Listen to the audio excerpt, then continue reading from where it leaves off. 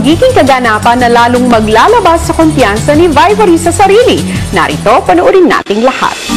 Sa pagpasok ni Vibory sa bahay ni Kuya, nagpakilala siya bilang isang talentadong bata mula sa Bohol. Hi, I'm 16 and I'm from Bohol. I know how to sing, dance, and act. Hindi ako marunong magluto, kaya gusto kong matuto. Don't worry, I will teach you. Yes! I will teach you. Ngunit sa kanyang personal na pagpapakilala sa mga kasamahan, isang bagay ang tila ikinahiya niya. Hello! Hi. Hi! Hi!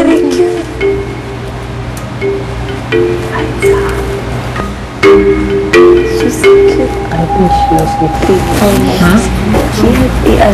You look beautiful. I feel 50-50 uncomfortable, comfortable. I think I'm insecure with something. The thing that holds me to not to get close to them. Yung pagiging balbon po, Kuya.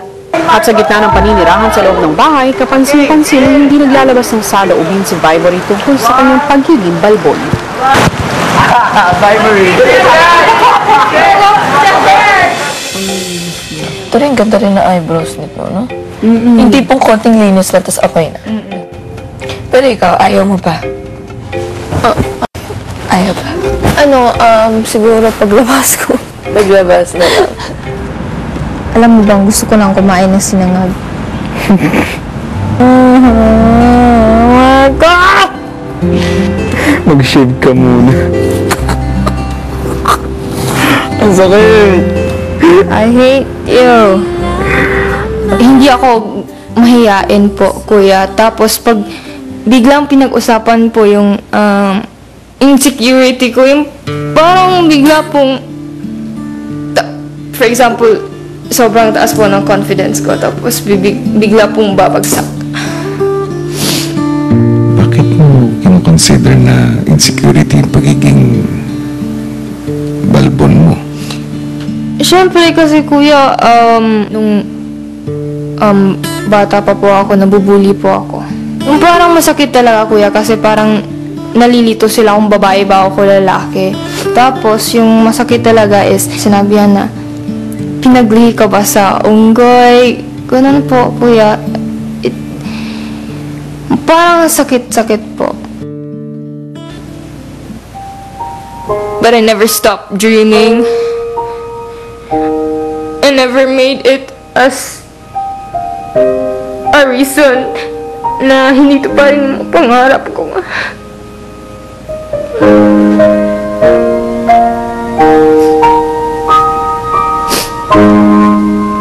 Dumating din ang pagkakataon na hinikayat ng mga girls si Vibory na mag-wax ng kanyang facial hair tulad ng karaniwang ginagawa nila. Masanay ka eh. Once na nasaktan ka na, Vibory. Pero dapat, di ba? Pag lagi ka sinasaktan, siya. Angle. Double meaning. Mas magaganda siya. Oo. Maganda na eh. Eka. I'm excited! Hindi naglalaki. Kaya yan. No! Talaga nangyari rin sa akin yung vibe. Come on. Let's survive this girly thing. Pero bago pa man ito mag-wax, kinonsulta niya ito kay Kuya.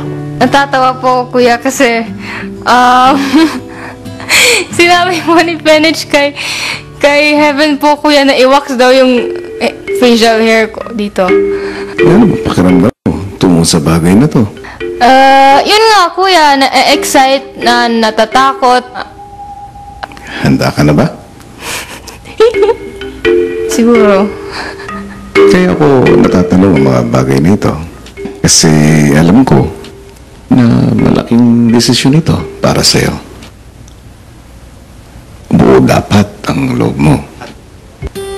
At nagabayan ka ng gusto. I haven't consulted my mother. Tama. Sa palagay ko, na kailangan din makapag-usap kayo tungkol sa desisyon mo. Kasi nanay mo siya.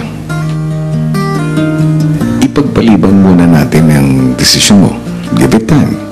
Okay. Ang pagkakaroon mo ng ganyang katangian ay hindi mo dapat i-consider na kabawasan sa pagkatao. Hindi yan dapat maging hadlang para maging maganda ang tingin mo sa sarili mo. Ang mahalaga puso mo, ay wala kang dapat ipag-alala. Kapag gagawa daw ako ng desisyon, dapat parang buo na sabi ko sa inyo. Tapos, dapat dapat ka. Nagdadalang isip Dapat kumonsulta muna sa expert, tsaka kausapin muna si mama, ganun. Sa mga susunod na araw, pag-uusapan muli natin ito. At kung meron ka mang gustong gawin na desisyon para sa sarili mo, gusto ko